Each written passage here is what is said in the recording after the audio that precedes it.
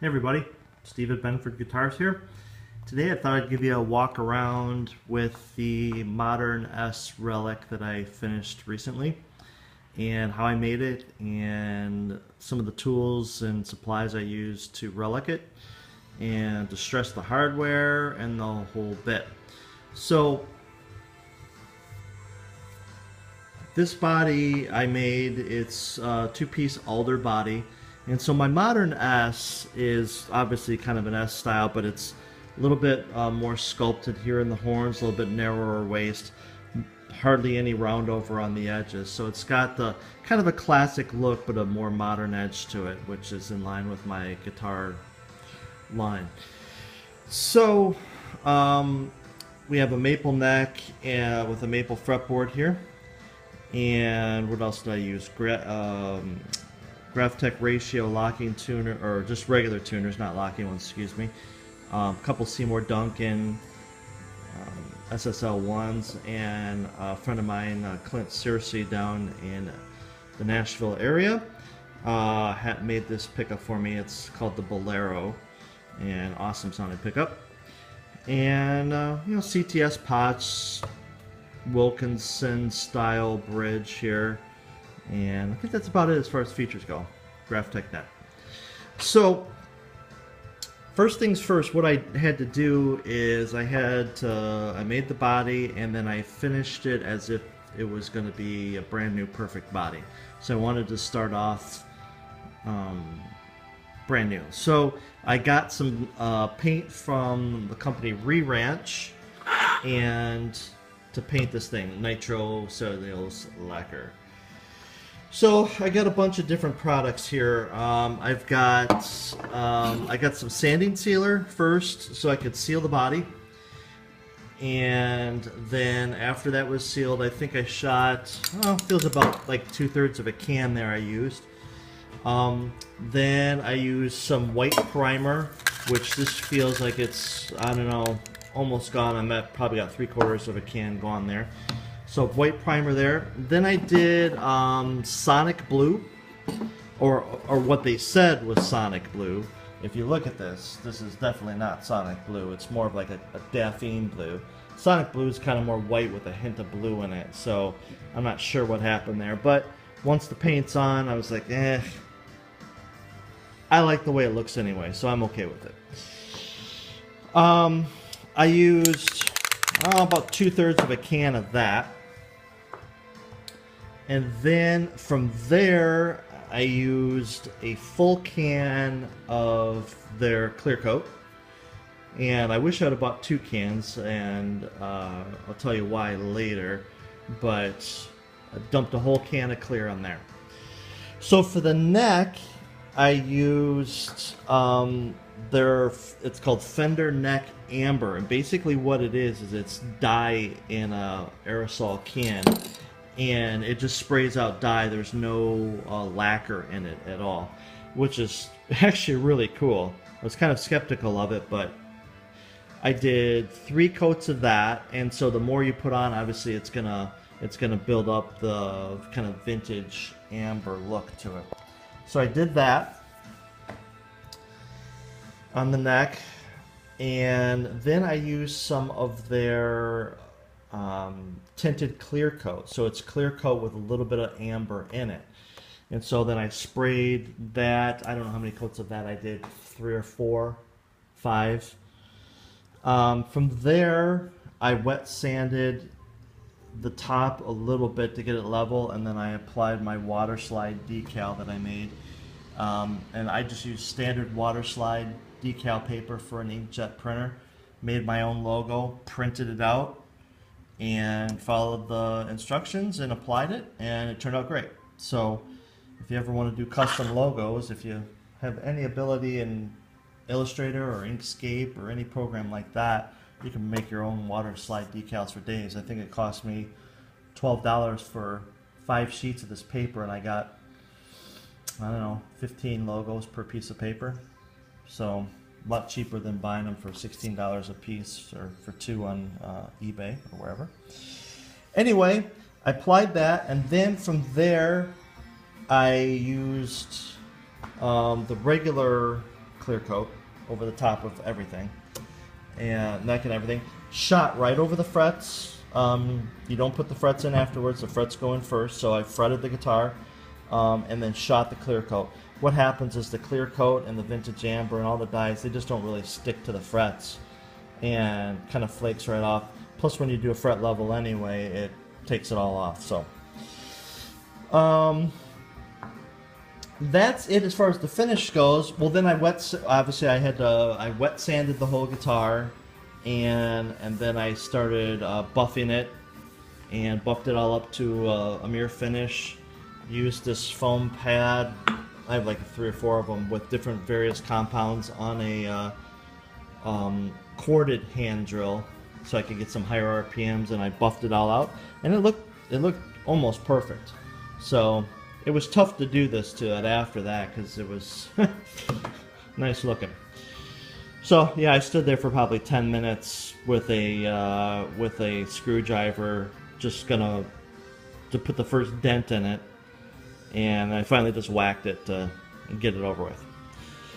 So from there, what I ended up doing is I got me some of this aerosol air blower stuff that you use to clean off your keyboards or blow dust out of electronics or out of whatever you want. And I got a 3-pack of this. They're 10 ounces each, and I ended up using 2 of them.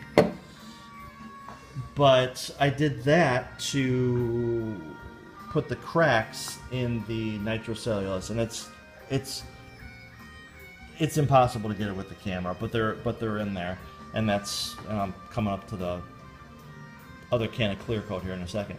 But what you do is you take a hair dryer, not a heat gun because that's too hot, but a hair dryer, and I put it almost right up on it, and I heated up an area of the guitar. It got really hot, and then I immediately took the can, turned it upside down so all you're getting is cold, and shot it. And what it did is it instantly cracked it, and it was great.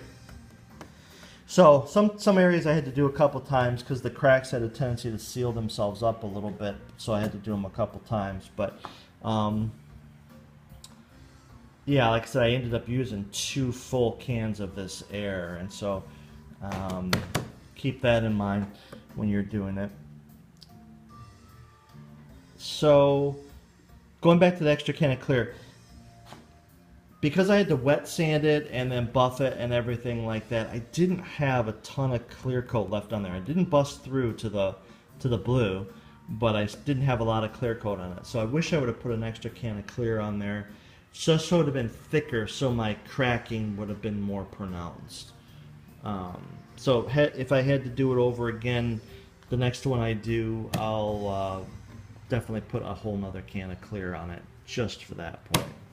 If you're not going to be doing that, I don't think you need another can of clear. So from there, here's some of the other supplies that I use to start the relicing process. This is a lighter Scotch-Brite pad. This is a heavier duty Scotch-Brite pad. Both of these were used a lot for the metal hardware and the pickups and definitely in the tuning machines. A little bit on the body with the lighter one. I don't think I used any sandpaper on this entire guitar to relic it. And that's one of the biggest things that I see when people are doing relics, or I see other people's relics, is they just take a piece of sandpaper and they go and unless you're wearing long sleeve shirt that's made out of sandpaper, you're not going to be playing your guitar and have sandpaper scratches in it. So I did not use that. And with this nitro cellulose lacquer, it wears away really easily. And so what I ended up using is, I didn't bring any over here, but acetone. Acetone will eat through nitro finish almost instantly. But it makes it real gummy and gross. So you got to be very careful with it. You just can't slop it on there, otherwise you'll just ruin this whole thing. So I started using like a file, a small little file. You can still see the remnants of the blue on this file, but taking the file and just knocking off areas, it let me keep it very controlled with where I was sanding, and I didn't get these huge sanding scratches into this finish. So the other part of relicking for the wear is to just sit there. I sit there and held the guitar and I played it, or acted like I was playing it because it wasn't together, for a while, and just made note of the different areas where my arms were, and where my pick hand fell and where it rested my hand and all that stuff. And I use a couple different playing positions. I have one where I'm anchored a lot over here and actually up into here. So I put a lot of wear down in the edge of this pickup. This was a brand new nickel cover pickup, by the way. And because of where I was playing here, I had some pick scratches here. But because if I'm anchored down in here, I have my hand has a tighter movement, so there's not as much wear here. Over here, if I'm going crazy strumming, I'd have a tendency to play more in this area. Thus, the worn off edge here and the dirt here, pick scratches in here. There's another area where I play more up in here, and I actually have my hand, my pinky and third finger are anchored all in this area, so that's where that's from. I don't pick and end up way over there. That's actually hand wear. And a couple of my other guitars have all this kind of hand wear right in this area as well. So, I had a pick guard, a white pick guard, and it was actually, I have a huge stash of pick guards, and so I found one that was actually starting to yellow a little bit, and so that was helping me a lot in the process. This used to be like a bright white. So I did some dulling with the Scotch-Brite pad. You know, you can see all this dirt in this area. I just kept my hands dirty. And, you know, I'd even go out and rub my hands in the dirt and get some mud on them and stuff like that, and just handle the parts. And it just started getting naturally dirty. I also sprayed some of that nitrocellulose lacquer tinted on a little rag and stuff like that, and I would wipe it in areas, and it would add this little aging yellow to it, and it would stick right away to this plastic, and I'd buff it off. And I think the key to doing a decent relic is to not try to do it all at once. As you do a layer of a certain technique, and then you come back and you do more, sand it a little bit, do a different, maybe a little bit of dirt to it, add a little bit of finnet. You know, you build it up in layers just like you would over the years. You don't pick up the guitar and start playing and it's instantly relic. You got to kind of have slow going. So, you know, stuff like little stains and junk down in the grooves of these knobs and that sort of thing. So then you started thinking, well, I'm putting my jack in and I'm missing it a little bit, so there's some wear here, and you know, I'm leaning my guitar up against places and there's wear here, and I've got scratches here from intonating it and all kinds of stuff like that. So this, I just kind of rubbed with the file here and there. I actually just took it down to the concrete floor and rubbed it a little bit here and there, whacked it with a screwdriver. I would just miscellaneously throw a tool at it as I was walking by, and I'd get these dings and stuff in it. So, and it was over the course of days that I would do this. I'd be working on other things. I'd just walk by and smack it with something, or throw something at it. And that made it a little bit more random, as opposed to like taking a file and going chunk, chunk, chunk, chunk, chunk, chunk, chunk, hitting it. That's, I don't know. That wouldn't be as authentic, I don't think. As authentic as you can make this to be, as you're doing it on purpose. So then, for the fretboard, putting the finger wear in there, I kind of marked out you know, I played a bunch of basic chords and other things, and you know, your typical, you know, pentatonic, minor pentatonic area for an A right there, and an E and stuff. And I just started figuring out where, you know, a person might play the most. And then so one of the tools that was huge in this was one of these Q-tips, and this is more of the electronic cleaning Q-tip. It's not like the one you buy to shove up your nose or whatever, but it's this is a little bit more stiff. It doesn't come apart. So I use these for a lot of things. These are great. So put just a little bit of acetone on there, and I would find the spot and I would start rubbing it, and it would start slowly coming away, and then I'd stop and I would smooth it out a little bit with the Scotch-Brite, and then I'd do a little bit more. Like I said, if you'd use a lot of acetone on this, it would melt it, and then you would have these kind of little ridges where the melted finish came up, and it would feel terrible. So I went right through the amber dye and the clear coats and all that down to the wood. Now this was a nice light maple neck, so the finish was light, and you can kind of see a little bit of the lightness in there. That's where some of the clear coat is still, or the sanding sealer is still sealing the wood.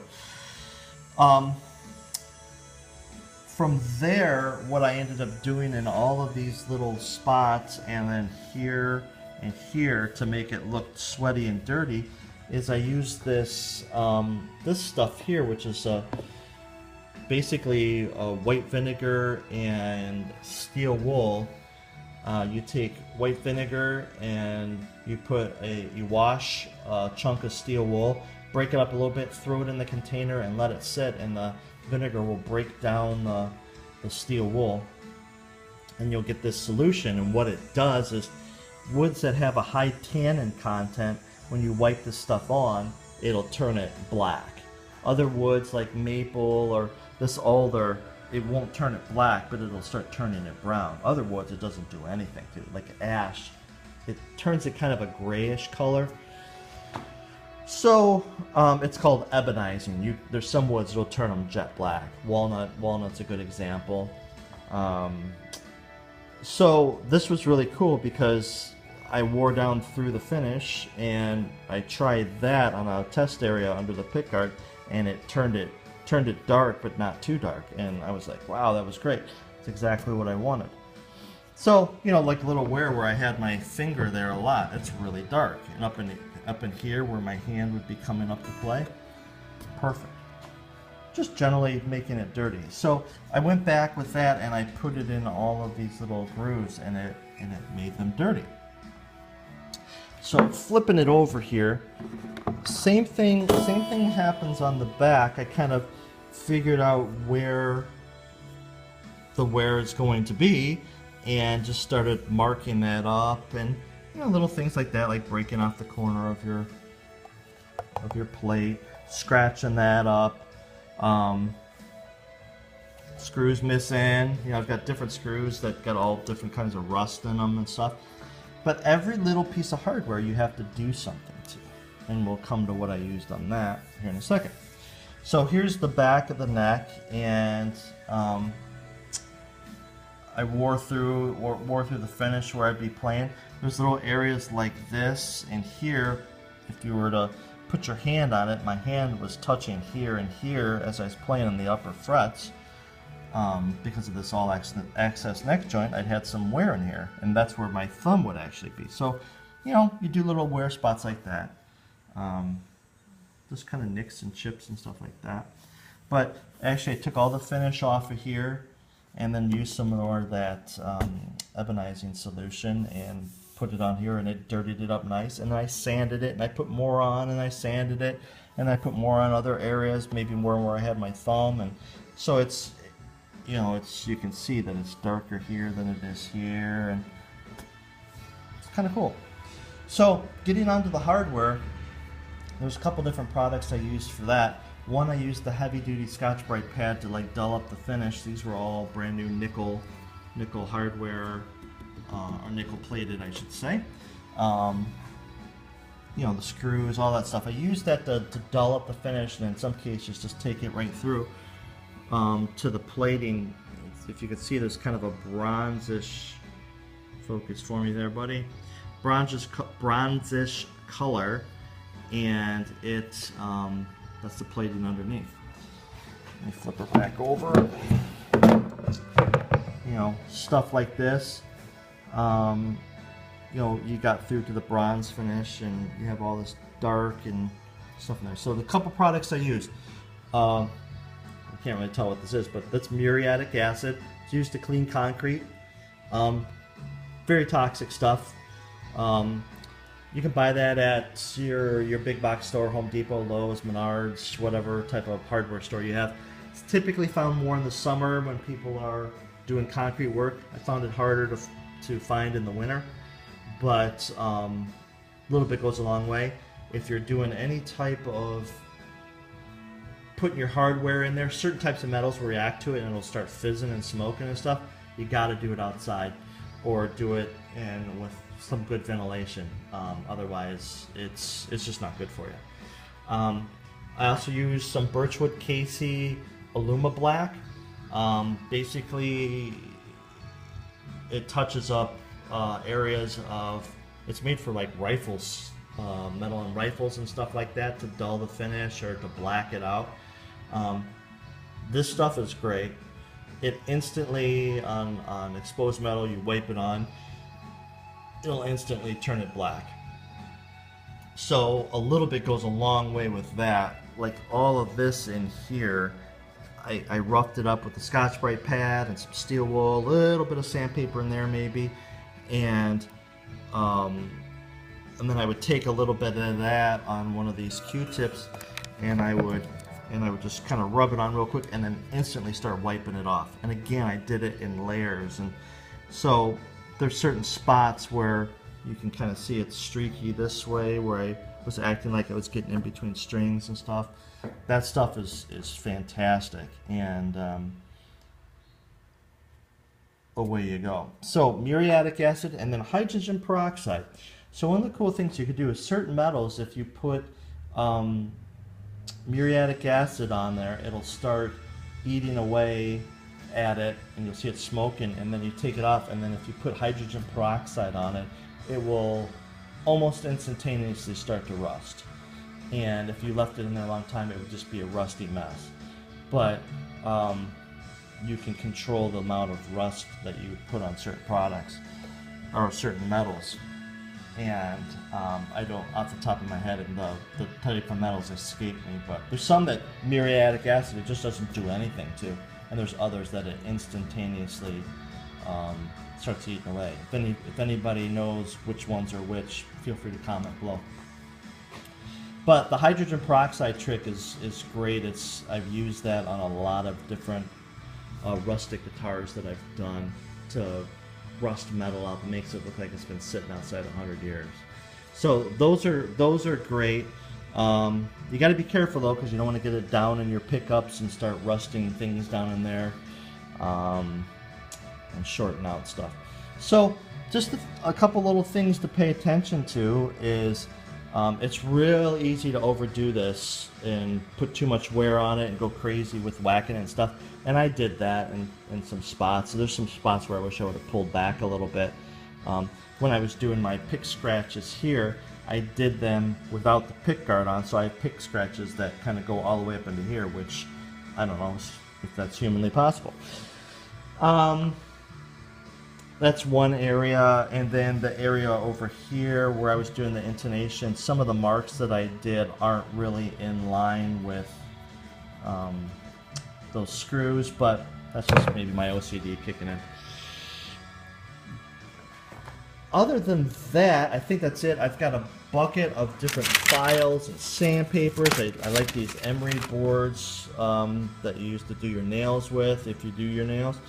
I don't, but I use the sticks to do that. So those are great sanding sticks just for various different things. You know, files, this little sanding stick, some just different rasps and things like that, just to random items to ding and dent this thing up. So yeah, that's it as far as this goes. And